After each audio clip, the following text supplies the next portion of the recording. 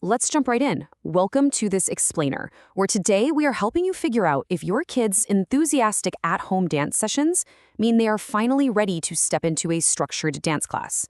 It's absolutely thrilling to watch kids fall in love with rhythm, usually while they're spinning uncontrollably around the kitchen island in just their socks. But making that jump to a formal studio, that is a pretty big milestone. So let's dive right into the big question. Are they just playing, or are they actually ready to learn? Moving from play dance to a real class can wonderfully build a child's technique, confidence, and focus. But how do we know if we're pushing them too early or maybe holding them back too long? Knowing what readiness actually looks like is the key to making this transition incredibly smooth for the both of you. We're essentially bridging a crucial gap here. We're moving from free-form movement to an environment with supportive expectations. On the play dance side, kids typically steer their own experience entirely. It's beautiful, chaotic, and completely unstructured.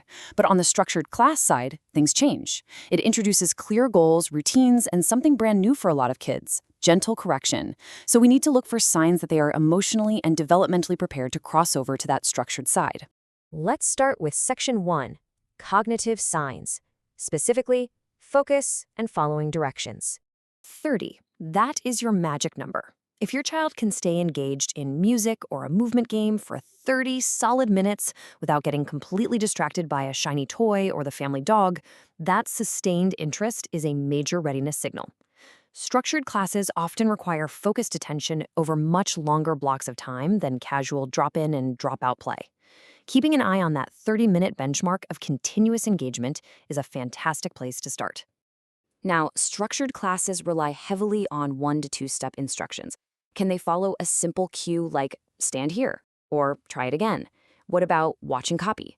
If your child understands basic directions like these at home or maybe in a school-like setting, lessons are a totally natural next step. And hey, it is super important to note here that they absolutely do not need to get the move right immediately. The cognitive sign we're looking for is literally just that they can follow the straightforward cue. Moving right along to Section 2, Emotional Signs. Here, we're looking at curiosity and handling feedback. True readiness emerges when they want to learn the actual mechanics, rather than just doing the fun part to their favorite song. Lots of kids love moving to the beat, right? But you know they're really ready when you hear them start asking questions like, wait, how do you actually do that move?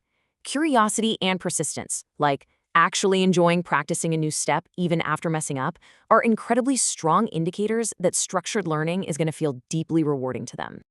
Here is a huge one: tolerating neutral feedback. In any structured class, teachers are going to need to adjust postures, spacing, or technique. If your kid can hear teachers say, try it this way, or let's try pointing your toes this time, and they reattempt the move without a total meltdown, well, they possess the emotional resilience required for a class environment. Tolerating that neutral feedback without shutting down entirely is a massive developmental leap. All right, Section 3, Social Signs. This covers routines and group dynamics. Dance classes have a very specific rhythm to them. First you arrive, then you warm up, you listen to the instructor, and finally you practice. If your child manages routine changes reasonably well in their daily life, like switching seamlessly from playtime to cleanup time without too much friction, they're likely going to thrive here. The structured class expectations are just much more likely to match their temperament if they already handle sequences well. What about group settings? Showing mild patience and waiting their turn is absolutely key. And honestly, even shy kids can totally succeed in this setting if they're willing to try alongside their peers. Really, you're just looking for a baseline of mild patience, like being okay with waiting their turn in line and showing reduced frustration when they aren't the absolute center of attention. Remember, a lot of children actively build their confidence through the repetition and supportive instruction found in these exact kinds of group settings. And finally, taking the first step. Let's define readiness for a second. You aren't looking for a prodigy here. Readiness just means attention, a willingness to practice, and emotional comfort with learning. It does not mean perfection, and it definitely doesn't mean advanced skills. We need to completely separate the idea of readiness from perfection. With the right class style and a supportive approach, structured dance is just meant to amplify what your child already loves about movement. Once you're checking off several of the signs we've covered today, you can ease the transition by booking a truly low-pressure trial class. Keep your expectations realistic. Encourage your child to view the whole learning process as just another part of the fun.